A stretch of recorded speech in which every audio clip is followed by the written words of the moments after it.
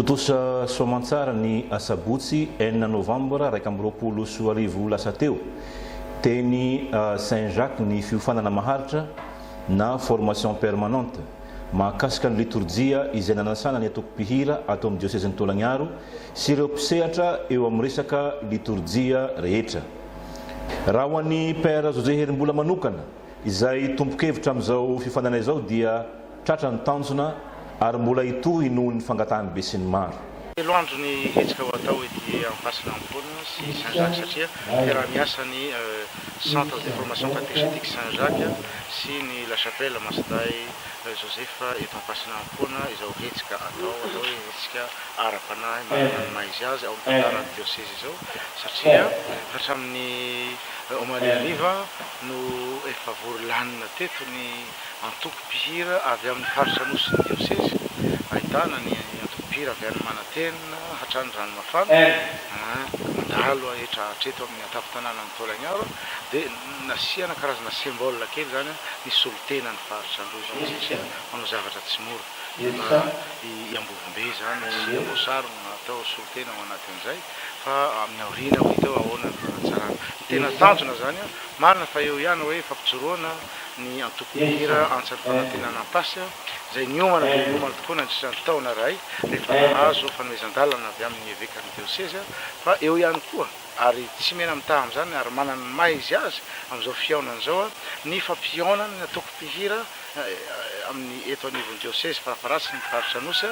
dia mba miara-mirona miara-mizotra miara-dalana miara-dia satria ao anatin'ilay synode église miara-dia isika zany ka mandray anjara mavitrika amin'izany ny antoko-pihira atao amin'ny diocèse ka ny fomba nentina natateraka azy dia hoe fiverenana amin'ny fotofototsy ny fampianaran'ny fiangonana mahakasika ny hira sy ny antoko-pihira izany nahatonga anay namory ny tanora hatramin'ny omaly hariva mandrak'y androany ary mifarana rapitso zany be dia be ny tanora tao be dia be ny fandraisana azy indray tsy fantatry hoe atao manao akory satria iampasina ampoana Saint-Jacques kelikely ihany fa dia faly ny rehetra izay ny mahafapo zany ary vonany andray anjara mavitrika ka tamin'ny maraina nisy fampianarana mahakasika manodidina le lohahevitra mitondra ny lohateny hoe ny hira sy ny liturgia dia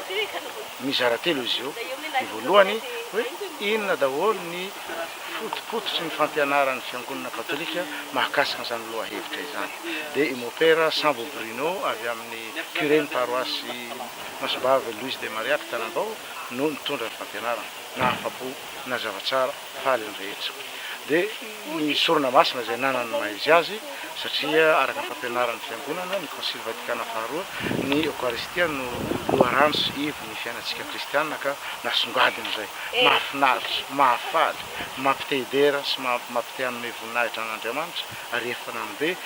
nanome voninahitra an'Andriamanitra ny fahitana ny chorale ny diocèse miara-miredina miaraka amin'ireo kristianina tondro voameran'ny liturgia ny tonga teo ny tanora tsara sitrapo vonona ny liana ny fahalalana sy ny fahaizana dia avy eo tohizina amin'izao tapany tolakandro izao fampianarana faharoa mahakasika ny anjara toeran'ny kanto ao amin'ny liturgia katolika. Père mitarika an'izao fifana amin'ny tapany tolakandro izao dia mon père Alexandre Zéphiraire Fanomezantsoa lazariste. Ny andron'ny alahady 7 Novambra kosa tao amin'ny fiangonana Chapelle Masday Joseph eny Ampasinampoana dia nisy ny sorona masina lehibe izay niraisan'ny be sy ny maro tondranam-bavaka izao hetsika izao. Nandritra izany ihany koa no nanomezana tsodrano manokana ny atoko-pihira antsany fanantenana ao Ampasinampoana izay vao niforona. Ny hafatra dia voalohany indrindra aloha manohana bavaka an'izao hetsika izao satria mety misy antony maro samihafa no mahatonga zareo tsy tonga eto dia ny zavatra faharoa dia mampirisika ny rehetra zany mba hametraka ny mahazava-dehibe ny fifanana maharitra satria